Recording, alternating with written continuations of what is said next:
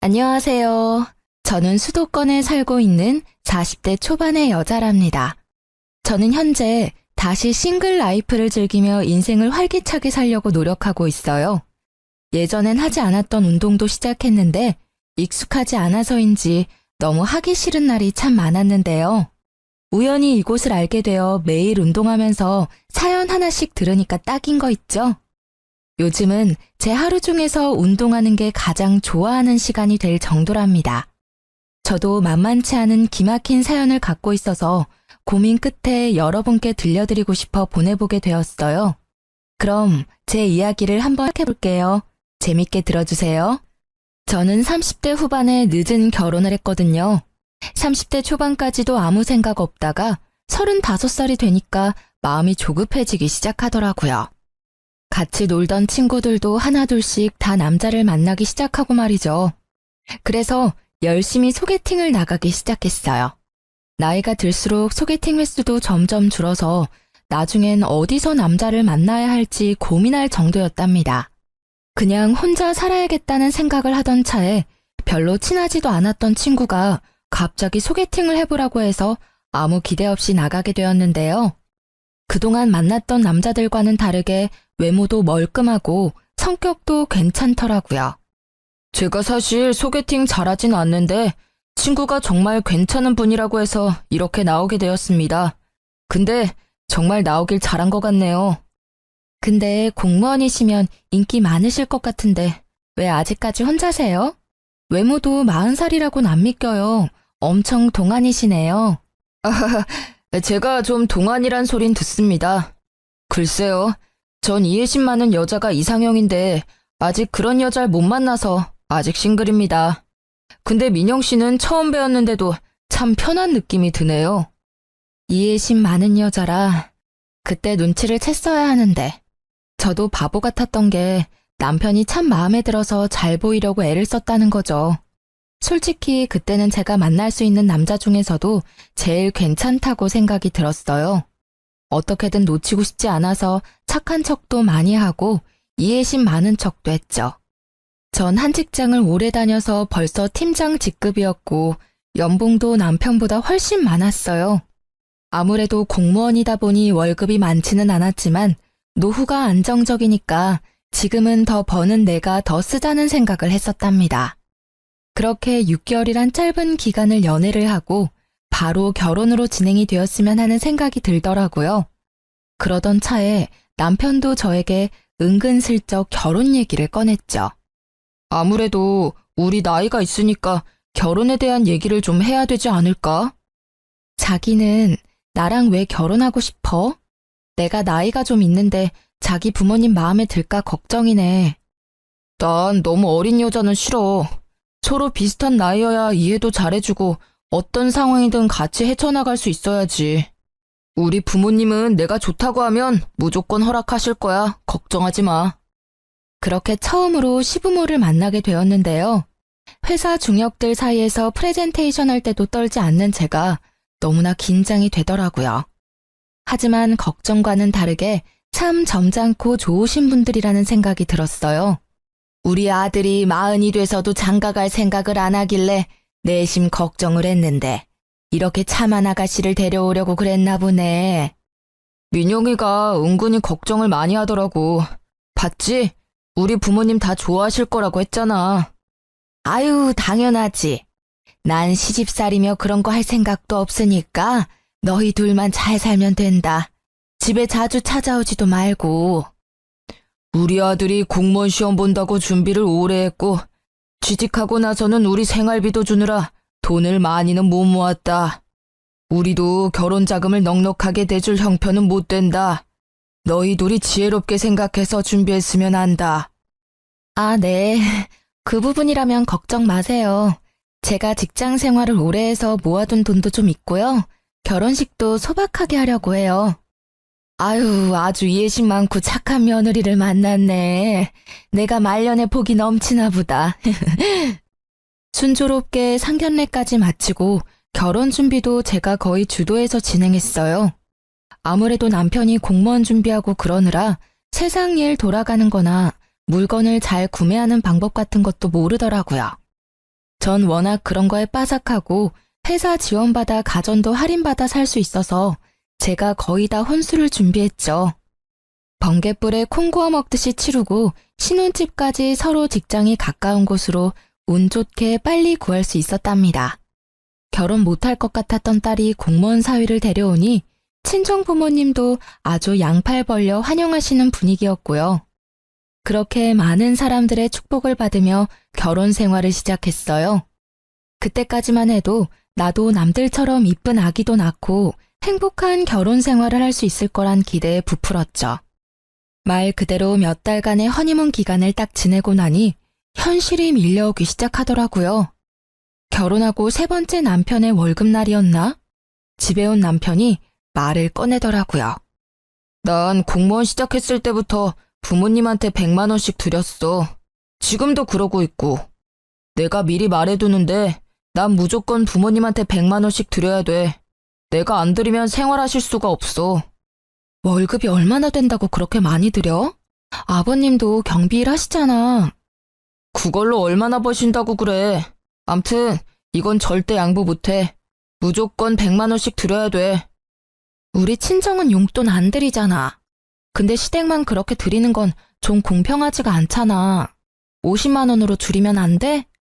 아니, 내가 내 월급에서 드린다는데 왜 그래? 자기 돈 갖다 쓰는 것도 아니잖아. 내가 안 드리면 생활이 안 되셔. 자기가 이해를 해줘. 이제 결혼했고 우리는 부부잖아. 네 돈 내 돈 하는 게 의미가 있어? 같이 돈 모아서 집도 옮기고 아기 키울 생각도 해야지. 아, 답답하네. 아직 아기도 없는데 벌써부터 걱정이야. 자기 이해심 많잖아. 이건 진짜 이해해줘야 돼. 그럴 수 있지? 이 일로 며칠을 다퉜지만 남편은 절대 주장을 굽히지 않더라고요. 평소엔 웬만하면 져주는 사람인데 지네 부모님 용돈 문제에 있어서는 아주 무서울 정도로 고집을 부렸죠. 저는 너무 속상해서 친정 엄마에게 털어놓고 말았습니다. 너무 나쁘게만 생각하지 말고 그렇게 하도록 해. 2명이서 사니까 바깥 사돈 월급만으로 부족할 수 있지. 우리야 용돈 필요 없으니까 우리 줄 용돈까지 시댁에 드린다고 좋게 생각하고 남편이랑 화해하고, 응? 엄마가 그렇게까지 말해주니 마음이 좀 풀리기도 하고 친정 부모님께 죄송스럽기도 하고 여러 가지 감정이 들었죠. 결혼한 지 얼마 되지도 않았고 결국 남편을 이해해주기로 했답니다. 근데 남편 월급에서 100만 원 빼고 보험료 빼고 뭐 빼고 하면 남는 돈이 별로 없는 것 같더라고요. 처음엔 생활비라고 돈을 주더니 액수가 점점 줄더라고요. 제가 군말 안 하고 그냥 받으니까 괜찮다고 여겼는지 어느 달은 기막히게도 20만 원을 주는 거 있죠? 금액을 보고 순간 열이 확 뻗쳐서 남편에게 쏘아붙였답니다. 해도 너무하는 거 아니야? 시댁엔 매달 100만 원씩 주면서 지금 생활비라고 달랑 20만 원 준 거야? 이번 달에 자동차 보험료 내고 쓸 때가 좀 있었어. 당신이 나보다 더 훨씬 많이 벌잖아. 더 버는 사람이 생활비 좀 더 내면 어때서 그래? 너무 야박하게 그러지 말자. 내가 그동안 말을 안 해서 그렇지 지금까지도 내가 생활비 거의 다 부담하고 있었거든? 자기가 시켜먹는 배달비가 한 달에 얼만지 알아? 20만 원으론 배달비도 안 나와. 여자는 결혼하면 다 이렇게 무섭게 변하는 거야? 자기 참 착하고 이해심 많은 여잔 줄 알았는데 이렇게 싸붙이니까 너무 무섭다. 나 공무원이잖아. 노후에 연금 나오면 다 자기 줄게. 지금은 더 버는 자기가 좀 더 내. 노후는 내가 책임지면 되잖아. 말다툼할 때마다 노후엔 지가 책임진다는 말을 하면서 거들먹대는데 슬슬 꼴보기가 싫더라고요.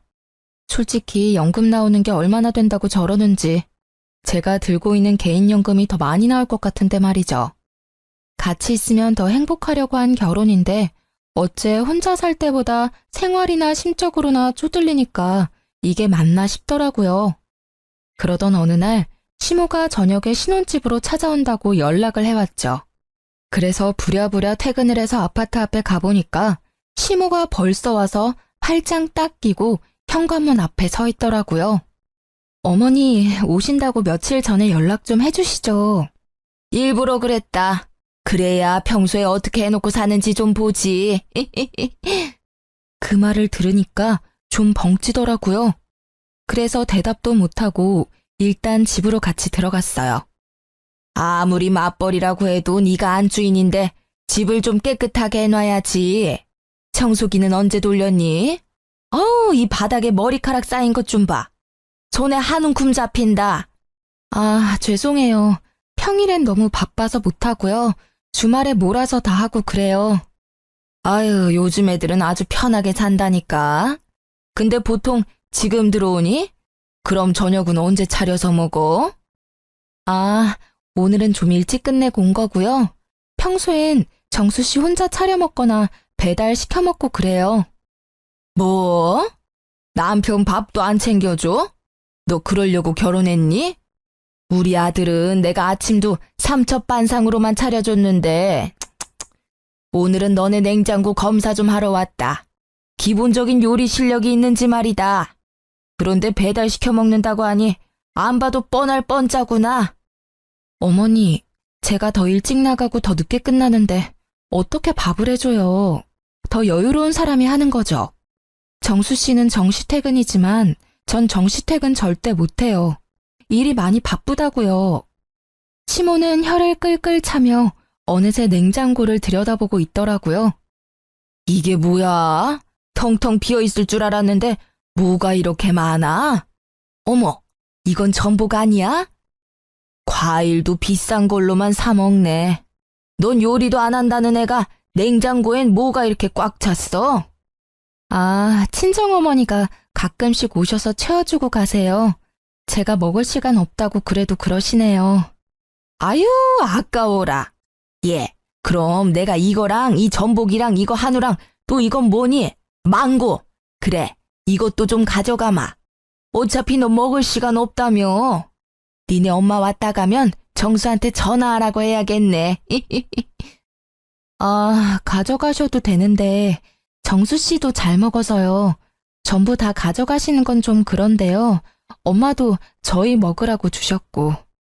어차피 니네 엄마가 늘 채워놓는다며. 먹을 거 없다고 전화하면 되잖아. 들어보니 너희 집이 우리보다 더 여유 있다고 그러던데 니네 아버지가 대기업 간부였다며? 그럼 이 정도는 괜찮아. 근데 어머니, 호칭이 좀 그렇네요. 니네 엄마라고 하시니까 듣기 좀 그래요. 자제 부탁드릴게요. 그리고 제가 한번 말씀드리려고 했는데요. 용돈 말인데요. 정수 씨 월급도 적은데 100만 원은 많지 않나 싶은데 좀 줄이면 어떨까요? 뭐? 내가 오냐오냐 해줬더니 시어머니가 아주 우스워 보이니? 호칭이 어쩌고 용돈이 어째? 네가 주는 것도 아니고 내 아들이 주는 건데 왜 네가 이래라 저래라야? 그리고 우리 아들이 혼자 벌 때도 그만큼 줬는데 따지고 보면 이젠 둘이 벌고 네가 돈을 더 잘 번다면서 그럼 용돈을 더 올려줘야 되는 거 아니니? 난 그렇게 생각하고 있었는데 넌 오히려 용돈을 줄인다 이거니? 제가 용돈 얘기를 꺼내자 시모의 눈빛부터 표독스럽게 변하면서 저한테 쏘아붙이는데 너무 당황스럽더라고요. 저도 할 말은 하고 살아야 되는 성격인지라 그래도 조심스럽게 얘기를 꺼냈던 건데 시모는 아주 예민하게 반응하더라고요. 저는 더 이상 얘기를 이어갔다간 더 안 좋아질 것 같아서 일단 대꾸하지 않았어요. 시모가 혼자 궁시렁대면서 계속 씩씩거리는데 참 어떻게 반응해야 될지 모르겠더라고요. 시모는 저를 한번 쏘아보더니 기어이 냉장고 음식들을 바리바리 싸가지고 현관문을 나서더라고요. 네가 먼저 말을 꺼냈으니까 나도 다시 한번 말하마. 니네 둘이 보니까 단돈 50만 원이라도 더 올려서 줄 생각을 해봐라. 우리는 니네 부모처럼 여유롭지가 않아. 자식들이 안 도와주면 누가 돕니? 나이 많아서 세상 이치 잘 알 줄 알았더만 생각하는 거 하고는 참나. 이날 시모의 다른 얼굴을 봤다고 해야 될까요? 아님 본색을 알아봤다고 해야 될까요? 그동안 항상 저에게 웃어주면서 자상하게 말해주던 시모의 모습과는 완전 딴판인 얼굴을 보게 되니 어이없기도 하고 쎄한 기분이 들었어요. 시모 보기가 불편해서 되도록이면 시댁에 안 가려고 했고 그렇게 몇 달 정도를 시모와 왕래 없이 지냈답니다. 남편만 한 달에 한 번 정도 혼자 시댁에 가더라고요. 좀 웃긴 건 저한테 같이 가잔 말을 한 번도 안 하는 거 있죠? 시모도 나한테 화가 나서 데려오지 말라고 한 건지 어떤 건지 아무튼 남편만 마지막 주 주말마다 꼬박꼬박 시댁에 가서 밤늦게 돌아오곤 했어요. 시모도 용돈 액수에 대해서 남편에게 딱히 말을 한 건 아니었는지 남편도 용돈을 더 올리겠단 말은 안 하더라고요. 사실 말 꺼내면 조목조목 따지고 대판 쌓을 생각까지 하고 있었거든요. 그렇게 좀 잠잠해지나 했는데 또 다른 펀치를 정통으로 맞게 된 일이 생겼답니다. 보통 남편이 저보다 일찍 집에 들어와서 제가 우편함을 챙기는 일은 진짜 드물었거든요. 그날은 제가 배가 아파서 좀 일찍 퇴근하고 집에 들어왔어요. 우편함에 편지가 몇 개 있길래 가지고 들어왔답니다. 하나씩 우편물들을 뜯어보다가 순간 억 하고 외마디가 저도 모르게 흘러나오더라고요. 믿기지가 않아서 눈을 몇 번이나 깜빡였다가 다시 봤을 정도니까요. 남편이 제2금융권 은행에서 받은 대출이 밀려서 독촉장에 온 거였죠. 세상에, 대출 금액이 얼마였는지 아시나요? 자그마치 1억이었어요. 결혼할 때 돈 없다고 3천도 안 들고 왔으면서 빚이 1억이 있었다니. 저를 감쪽같이 속였다는 사실에 몸이 부들부들 떨리고 현기증이 나더라고요. 얼마나 그렇게 편지를 손에 꽉 쥐고 앉아 있었는지 어느새 밖이 깜깜해졌죠. 얼마 후 집에 들어온 남편이 어둠 속에 제 모습을 보고 흠칫 놀라더라고요. 아우 깜짝이야. 언제 들어왔어? 아니 왜 불을 안 켜고 그러고 있어? 당신 나한테 숨긴 거 있어 없어? 솔직하게 지금 얘기해. 내가 숨기긴 뭘 숨겼다고 그래? 참나. 아 생사람 잡지 마. 또 뭔 일인데? 이거 뭐야? 나한테 빚 있단 얘기는 없었잖아. 그것도 1억이라니. 한 달 이자가 얼마야 도대체? 이거 언제 대출 받은 건데 어디에 쓴 거냐고. 이거? 내가 빚 다 갚으면 얘기하려고 했어. 내가 어릴 때 사업을 좀 해서 그때 빚이 좀 생겼어. 미리 말 못한 건 미안한데 다 내 월급으로 갚고 있는 거니까 굳이 말 안 해도 되겠다고 생각했어. 그러고 보니까 시댁에 100만 원 주고 이거 이자 갚느라 생활비를 한 푼도 안 줬구나. 당신 부모님은 당신이 1억이나 대출받은 거 알고 있어? 내 말 좀 들어봐. 내가 그래서 정신 차리고 공무원 됐잖아. 당신이 이제 알게 돼서 말인데 이왕 이렇게 된 거 당신이 이자 좀 내주면 안 될까? 사실 몇 달 동안 이자를 못 냈거든. 부부라는 게 뭐야? 서로 어려울 때 도와야지. 우리는 한 배를 탄 사람들인데 이 빚만 같이 갚아주면 내가 당신 노후는 딱 책임질게. 그놈의 노후. 진짜 개풀 뜯어먹는 소리 하고 있네. 이거 1억 당장 해결해. 당신 부모님한테라도 돈 받아서 빚 갚아. 해결 안 되면 난 더 이상 당신이랑 못 사니까 그렇게 하라. 저는 대충 짐을 챙겨서 근처 호텔로 가버렸어요. 남편 꼴을 더 이상 보고 싶지도 않았고 그렇다고 친정에 갈 수도 없었으니까요. 남편은 매일같이 전화에 대고 문자를 보냈지만 철저하게 무시해버렸죠. 3일째 되니까 시모 귀에도 흘러들어갔는지 시모가 전화를 계속 해대더군요. 넌 왜 이렇게 전화를 안 받니? 지금 시험이 무시하는 거야? 하긴 남편도 개무시해서 집도 나가버리는데 시부모야 얼마나 쉬워 보일 거야. 정수 씨한테 듣고 전화하신 거 맞아요? 왜 어머니가 화를 내세요? 빚이 1억이 있는데 저를 철저하게 속인 거잖아요. 어머님은 알고 계셨어요? 그래, 알고 있었다. 아니 지금 공무원 돼서 성실하게 갚고 있으면 됐지. 뭘 그거 가지고 바가지를 긁어대? 아주 하는 짓이 10대보다 못해. 지 맘에 안 든다고 가출이나 해버리고 말이야.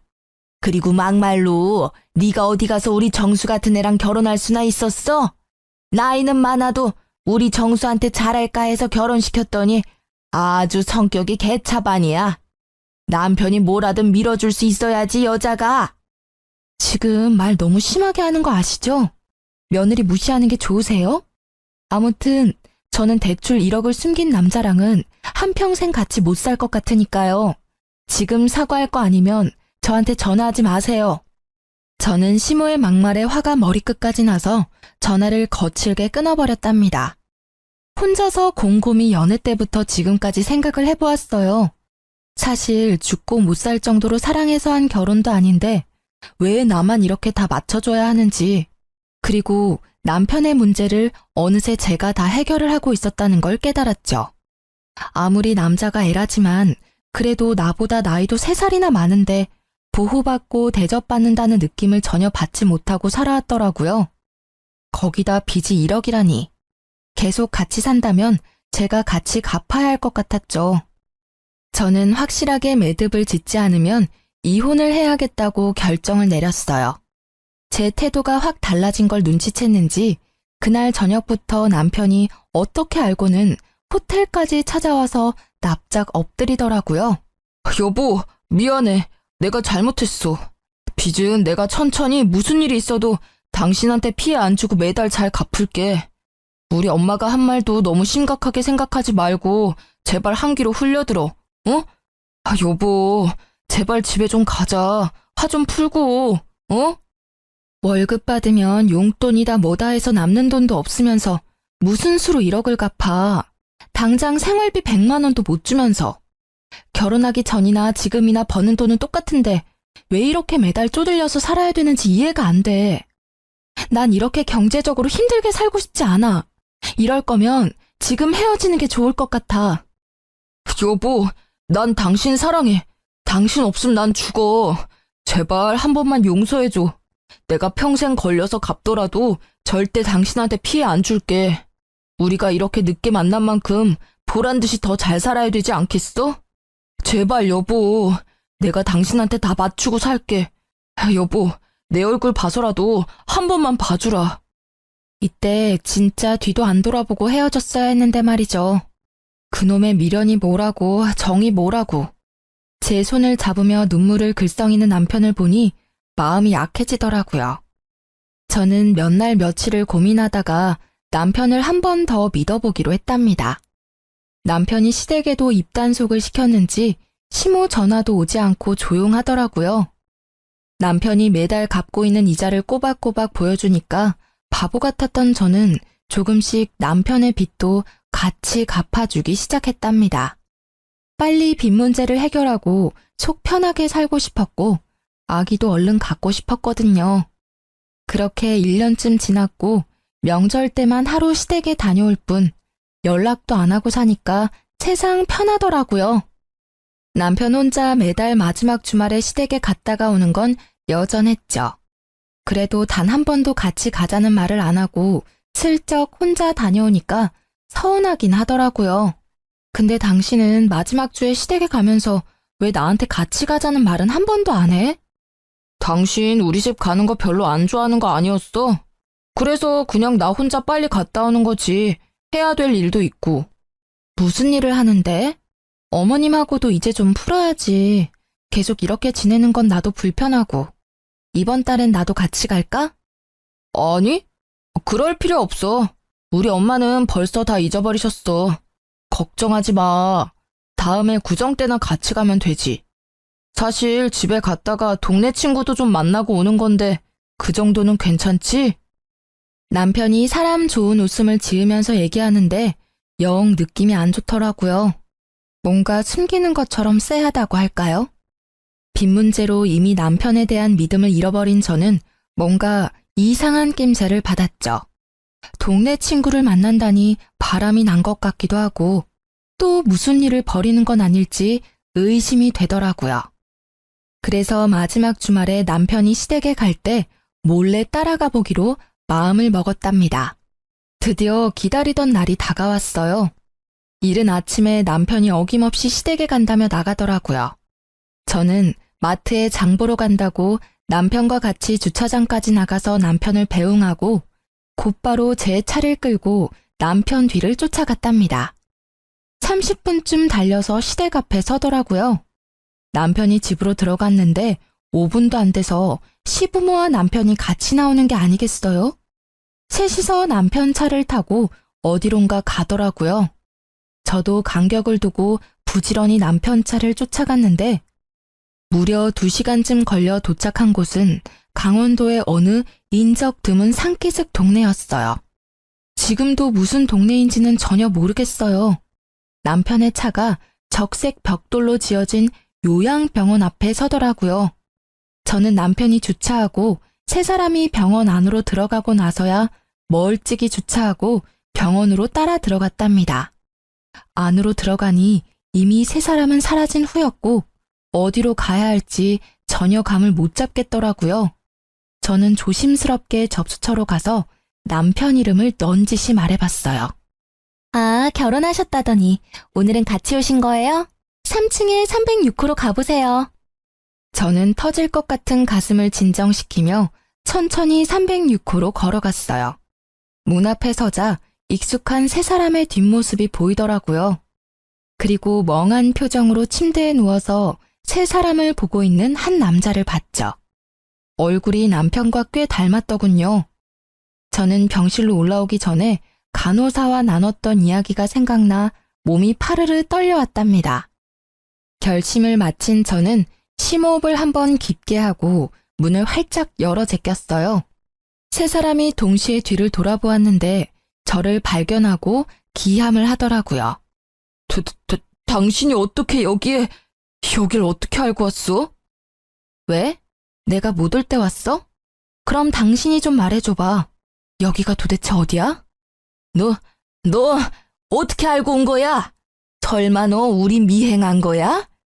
이거 아주 앙큼한 년이네. 순에 빠진 줄 알았더니 아주 무서운 애네 얘가.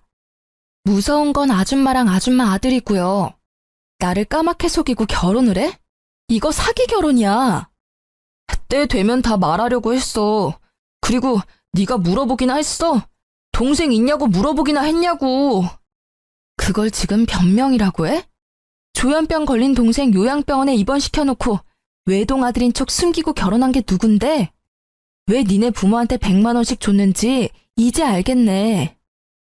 그래, 내가 내 월급으로 동생 병원비로 쓴다는데 네가 뭔 상관인데? 집안에 환자 있는 게 얼마나 힘든 건지 네가 알기나 해? 가뜩이나 힘들어 죽겠는데 너까지 보태지 말고 이왕 이렇게 알게 됐으니까 와서 인사나 해. 인사 같은 소리 하고 있네.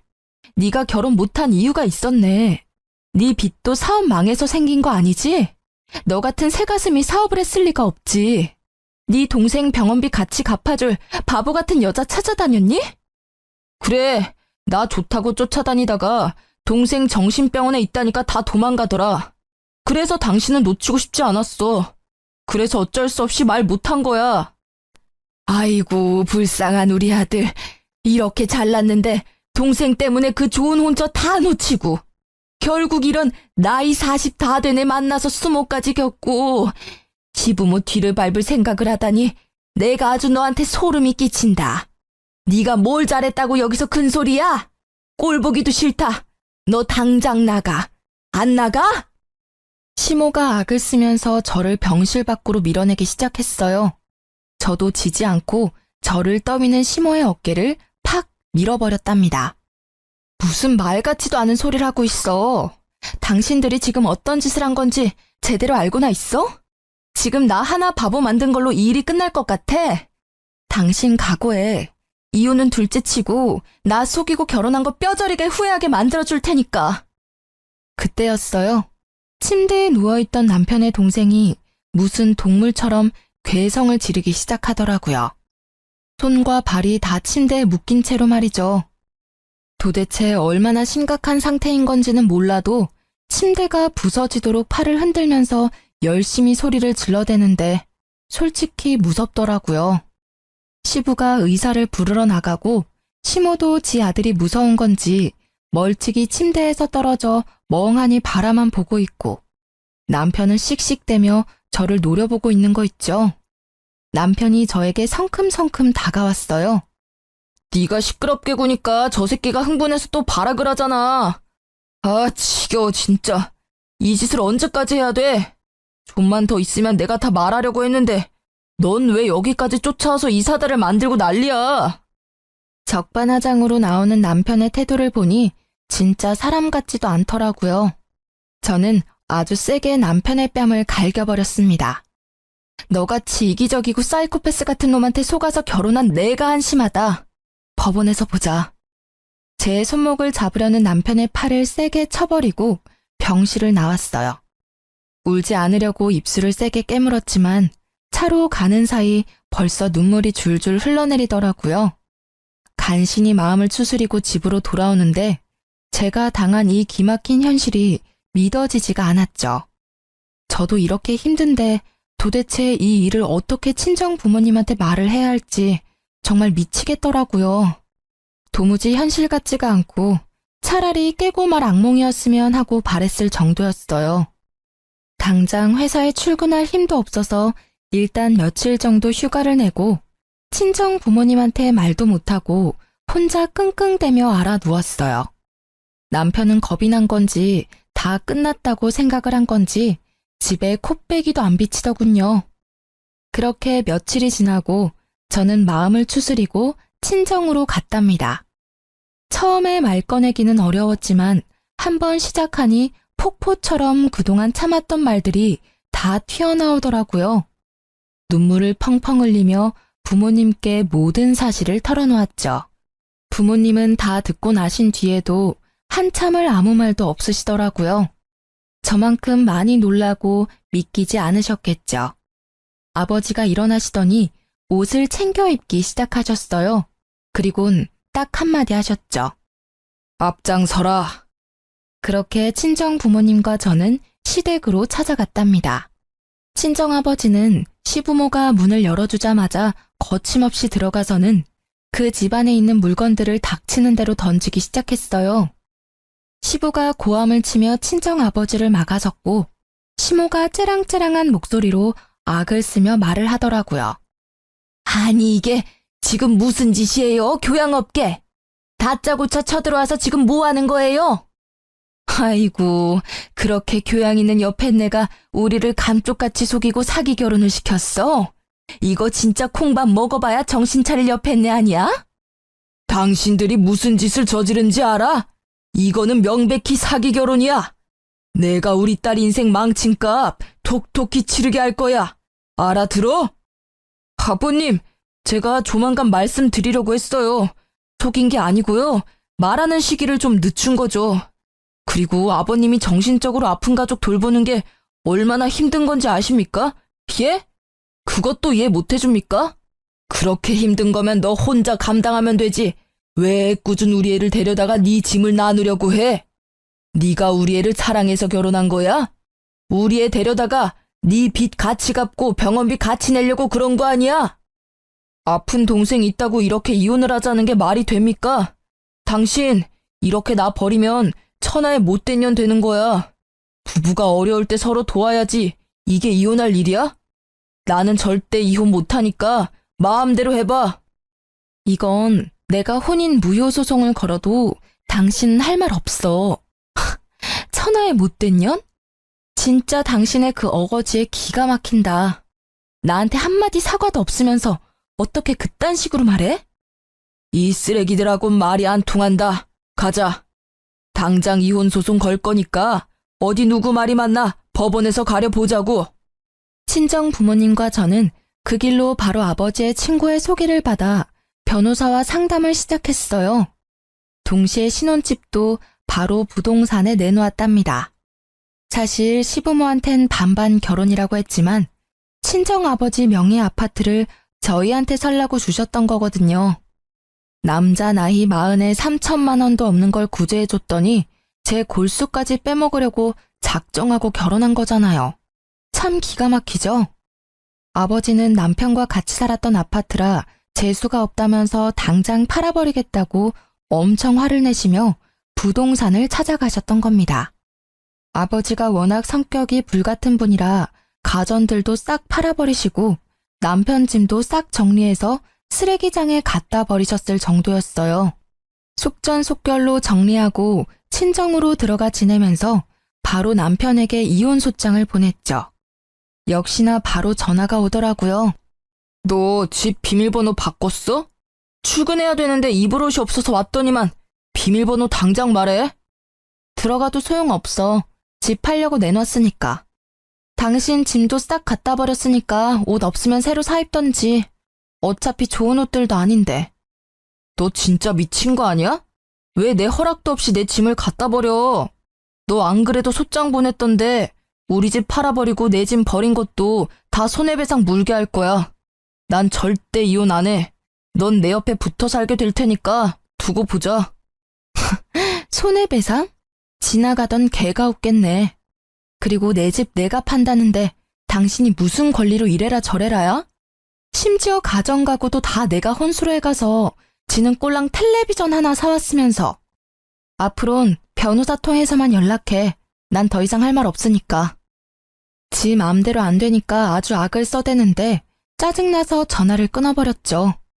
그리고 법원 판결 날 때까지 일체 연락을 받지 않았답니다. 판결 날 때 그 인간 얼굴 보기 싫어서 가지도 않았고요. 변호사가 다 처리해줘서 참 다행이었죠. 판결이야 당연히 저의 승소였죠. 사기 결혼 수준이었고 생활비도 다 제가 냈고 남편 빚도 제가 같이 갚고 있었으니 위자료로 받아낼 수 있는 최고 수준을 받아낼 수 있었어요. 마음 같아선 그 인간이랑 그 집구석 인간들 모두 사기죄로 감옥에 쳐넣고 싶었지만 이렇게 마무리하기로 했죠. 똥 묻은 손인 거 뻔히 아는데 안 씻고 계속 두고 있으면 뭐하나요? 그냥 내 성에 안 차도 깨끗하게 씻어버리고 끝내고 마는 거죠 뭐. 핸드폰 번호도 바꿔버리고 이참에 회사도 길게 휴가 내버렸죠.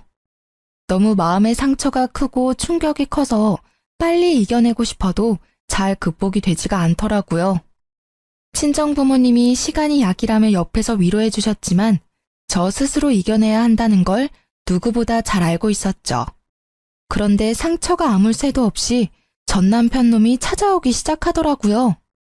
어느 날 저녁에 친정집 앞에서 술 냄새 풍기며 죽치고 앉아있는 게 아니겠어요? 여긴 왜 왔어? 당장 안 꺼져? 술 냄새. 남의 집에서 웬 추태야? 너 때문에 우리 집 작살났어.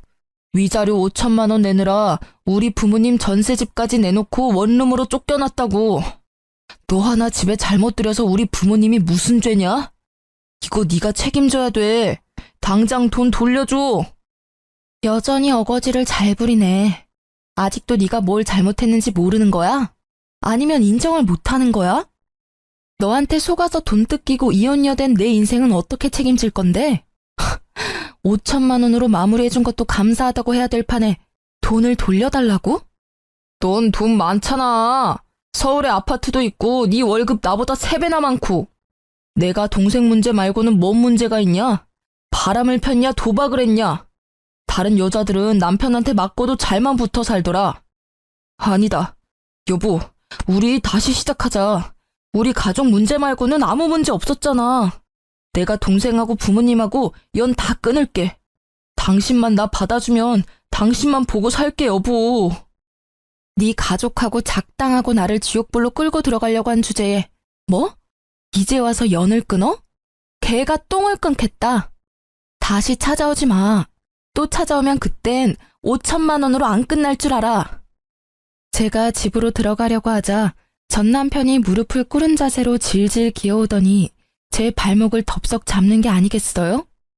아무래도 남자 힘이 세다 보니 꽉 잡고 안 놓는데 아무리 발을 구르고 비틀어도 안 빠지더라고요. 이거 안 나? 경찰 부른다? 제가 핸드폰을 들고 경찰을 부르려고 하자 전 남편이 벌떡 일어나서는 제 핸드폰을 확 빼앗아가는 거예요. 눈빛을 보니 매섭게 번뜩이고 있더라고요. 경찰 좋아하네. 이젠 뭐 범죄자까지 만들어서 직장도 잘리게 만들라고. 누구 인생을 더 조질라고 이게 진짜 보자 하니까. 전 남편이 손을 들어서 저를 때리려는 신용을 했어요. 저는 순간적으로 눈을 질끈 감았죠. 그때였어요. 쿵 하는 소리가 나서 눈을 떠보니 전 남편이 복도 구석에 처박혀 있었어요. 이 자식이 아직도 정신을 못 차리고 감히 내 집에 와서 소란을 부려? 너 오늘 내가 가만 안 둬. 다시 못 찾아오게 다리 몽둥이를 분질러 버릴라. 불같은 성격의 아버지가 무슨 짓을 하실지 몰라 얼른 막아섰죠. 괜히 이러다가 폭행죄다 뭐다 빌미만 줘요. 그냥 경찰에 바로 신고해버려요. 제가 지금 신고할게요.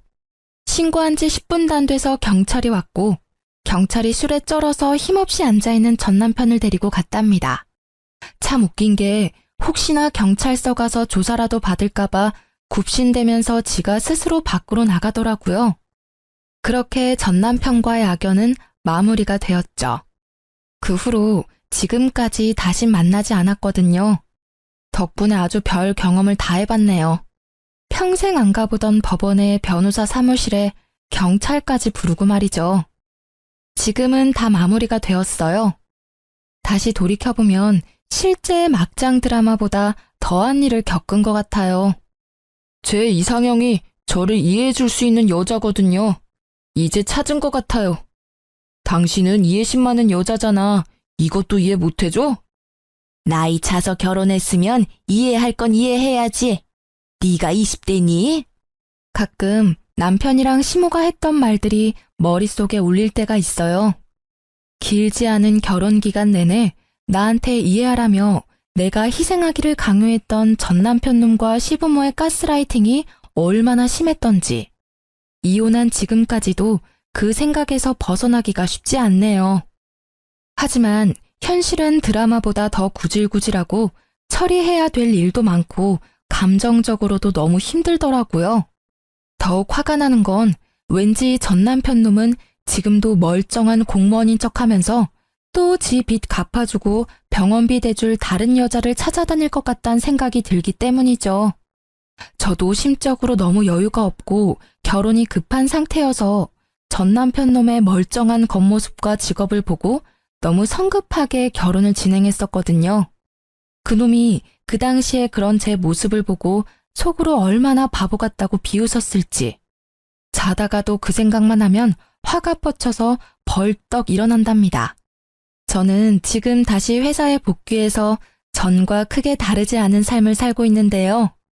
큰 일을 한번 겪고 나니 마음가짐은 많이 달라졌어요. 이젠 외롭다고 아무나 절대 만나지 않고 혼자의 삶을 즐기려고 해요. 괜히 아닌 인연 억지로 만들어서 인생 꼬는 것보다 심심해도 평범하고 행복한 현재의 삶이 훨씬 나으니까요.